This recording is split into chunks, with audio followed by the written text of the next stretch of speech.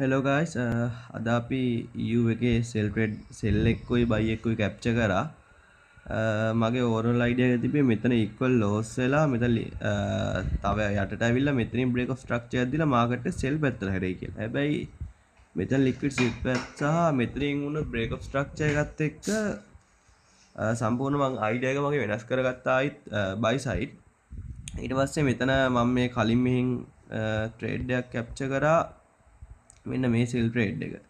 එතකොට මෙන්න මේ සෙල් ට්‍රේඩ් එකේ මම මේ කියන්නේ රිෆයින් කරලා තිබ්බ කී ලෙවල්ස් දෙකෙන් මාකට් එක කී ලෙවල් එකකින් මාකට් එක හැරුණා.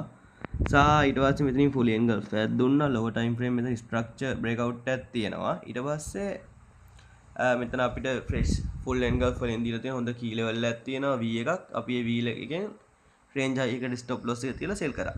අපේ ටාගට් එක උනේ 30 මිනිත් දැම්මොත් බලමු 30 මිනිත් පෙන්නන්න 30 මිනිත්ස් වල මෙන්න මෙතන තියෙනවා අපිට QM එක 30 or 15 minutes ඉන්න පොඩ්ඩක් බලන්න 15 minutes මෙතන මේ engulf key level දෙකක් තියෙනවා. එතකොට සාමාන්‍යයෙන් මම අපේ ස්ටුඩන්ට්ලට නම් කියලා තියෙන්නේ මේ වගේ තැනකදී මෙයාව zone එකක් විදිහට ගන්න කියලා. ඊට පස්සේ එතනදී අපේ sell trade එකේ TP hit වුණා. ඊට පස්සේ අපි buy එකක් තමයි ආයි බැලුවේ. මොකද මේ range එකේ ඉඳලා. ඊට පස්සේ මෙතන මේ කියන්නේ ඇතුලේ හැදුන මයිනර් රේන්ජ් එක තියෙනවා මෙන්න මෙතන. එතකොට මෙන්න මෙතන equals low කියන්නත් පුළුවන්. නැත්නම් මෙයා ඉන්ටර්නල් රේන්ජ් liquidity කියන්න පුළුවන් අපේ රේන්ජ් එක ඇතුලේ. එතකොට ඊට යටින් තියෙන fresh key level F5 in මෙතන engulf එකක් තියෙනවා candle දෙකක. එන්න එතන තියෙන අඩු උඩ තිබ්බේ A එක යට තිබ්බේ V. මෙතන V key level එකෙන් මම මෙතන